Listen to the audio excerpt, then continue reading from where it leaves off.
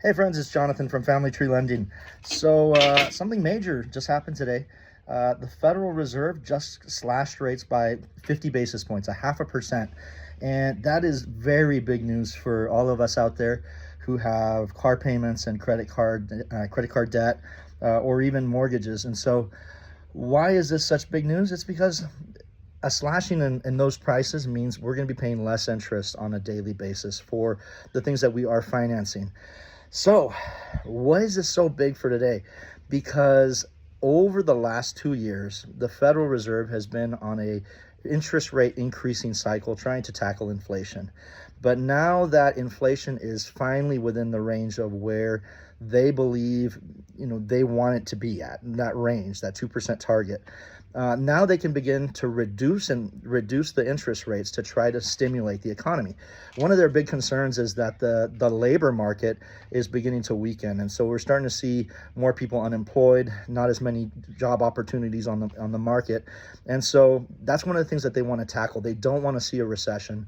They don't want to see something to where the economy is going to begin to slow, and so they need to start taking that into consideration and understanding that when people pay more money towards interest on their credit cards or their car payment or on their house, that leaves less money out there for people to spend on other products.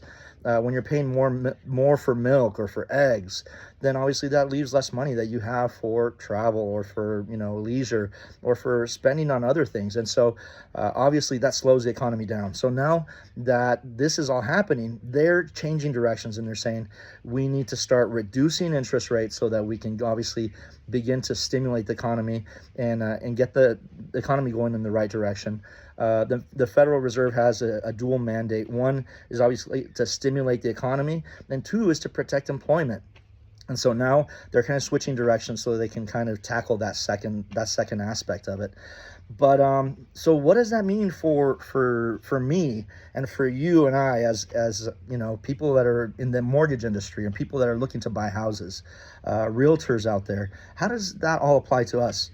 One of the big things is that a lot of people believe that as the Fed cuts interest rates, that interest rates will directly impact the mortgage rate. So if the Fed cuts 50 basis points off of their federal funds rate, that immediately the mortgage rates drop 50 basis points. And that's not exactly the case. I mean, they do have an indirect impact on it, but it's not the exact change. And the reason for that is because the federal funds rate really impacts the lending rate in between banks. And so the way that it impacts mortgage rates is because the federal funds rate is really what kind of gears how investors invest their money. When interest rates are higher, it's usually because, let me re-explain that. When interest rates are higher on the federal funds rate, usually it's because inflation is high. And if inflation is high, investors are going to either invest their money in federal bonds or in something that competes with the rates that they get paid on bonds, which is typically mortgages. Specifically, the 10-year bond is what they usually look for. And so when inflation is high, they're going to want to invest their money in something that's at least going to pay them what the inflation rate is. They don't want to just invest their money and then end up losing money. So they're going to invest their money into something that's going to make them at least what inflation is making. And so bonds are a safe bet in those situations, but they compete with mortgage rates. So obviously if we have people that are wanting to have investors invest in mortgages and to being able to fund our home purchases, then mortgage rates have to be competitive as well. And so as bond rates are higher, or better yet, as bond yields are higher, I should say, then mortgage rates also have to be higher to attract investors. But then as those bond yields are lower, then mortgage rates also can come down lower. So right now we're in a situation where if the Fed is dropping their federal funds rate, they're pretty much indicating that they have a very strong confidence in the economy and that inflation is finally getting to be under control. And with that being the case, they're going to be able to reduce the rates, and consequently bond traders are also, they're going to be comfortable with lower yields because that inflation rate isn't as high.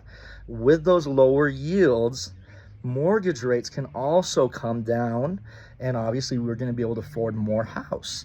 So what does that mean? So now that inflation is under control, after 2 years of struggling with higher rates, and a lot of people that said, you know what, I can't afford to buy right now, rates are too high, we're finally in an interest rate cutting cycle.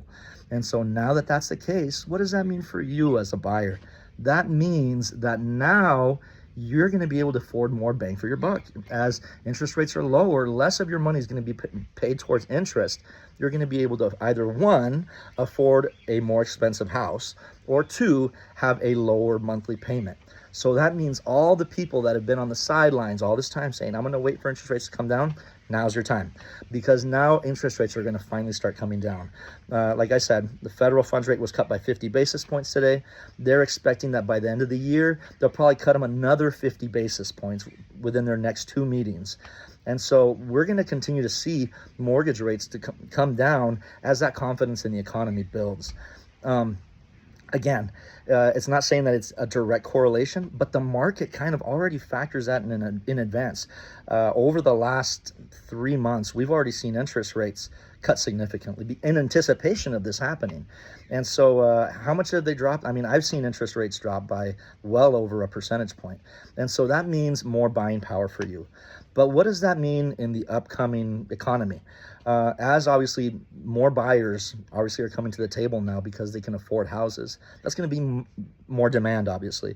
Not that there's ever a lack of demand. Everybody wants to buy, but qualified demand is what we're talking about. And so as more people come to the table, into the market looking for homes that can now purchase what's available out there, it's obvious. Supply and demand is going to dictate that. As there's more demand, prices typically go up. So what do I usually tell people?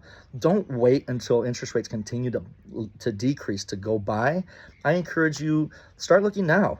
We're heading into the fall right now. Typically the fall and winter is usually when you have the best deals in the market because less people are willing to sell. So go out and look right now, because it's going to be your opportunity to get into a house while there's less demand. Demand will increase as rates continue to drop and as spring and summer come in. Go out and look for a house right now. And then as those rates continue to drop, you can always refinance into a better payment later on, rather than competing with the increased competition later on of saying, hey, now we have X more buyers in the market. We're going to be back to pre-COVID levels, to where, we're going and looking at a house and there's, 15, 20 families standing outside waiting to see that same house and 40 offers on the table. Rather than competing with that, I would say this is a prime opportunity for you to be able to get into something. Rates have already come down some. You'll qualify for more. But then as rates continue to drop, you can drop that payment even more. So that's a really big thing. Watch out for that. The only thing that I would add to that, that might kind of sidetrack that somewhat, is we do have a situation where a lot of people that right now own homes and they're sitting on a lot of equity. During this market, a lot of people have wanted to upgrade their homes and have said, hey, I can't afford to upgrade my home. I have to wait and wait for interest rates to drop.